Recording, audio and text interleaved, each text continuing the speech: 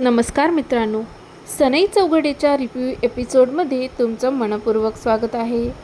आजचा सनई चौघडेचा एपिसोड खूपच रंजक ठरणार आहे। तेजस्वी समायराच्या कानाखाली अशी सणसणीत थप्पड मारणार आहे की समायरा अक्षरशः हादरून जाणार। एवढंच नाही तर जयने शरूच्या केलेला अपमान लक्षात घेऊन तो तिची मनापासून माफीही मागणार आहे। चला तर मग क्षणाचाही विलंब न करता आजचा संपूर्ण एपिसोडची अपडेट जाणून घेऊया। पण त्याआधी जर तुम्ही अजून आमच्या चॅनलला सबस्क्राईब केलं नसेल तर लगेच जाऊन सबस्क्राईब करा आणि बेल आयकॉन दाबायला विसरू नका। जयला अटक झाल्यानंतर तेजस्विनीला या प्रकरणामागचं खरं सत्य जाणून घ्यायचं असतं। ती थेट ऑफिसमध्ये जाते। तिथे तिला CCTV फुटेज मिळतं। ते फुटेज पाहताच तेजस्विनीला मोठा धक्का बसतो। त्या फुटेजमध्ये स्पष्ट दिसत असतं की या संपूर्ण कटामागे समायराच आहे। समायराचा सायलीला पैसे देत असते आणि जयवर खोटा विनयभंगाचा आरोप लावण्यास सांगत असते।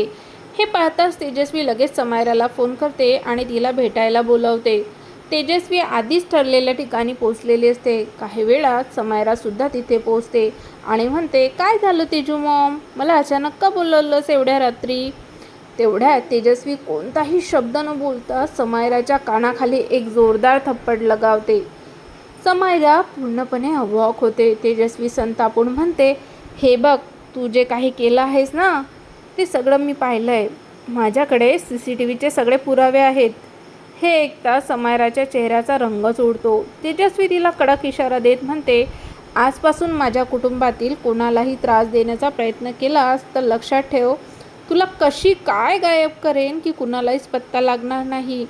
हे बोलून तेजस्वी तिला तिथून निघून जाण्यास सांगते। त्यानंतर तेजस्वी थेट ऑफिसमध्ये पोहोचते आणि जयला समजावते की या प्रकरणात ऑफिसमधील महिला कर्मचाऱ्यांची काहीच चुकी नाही आहे।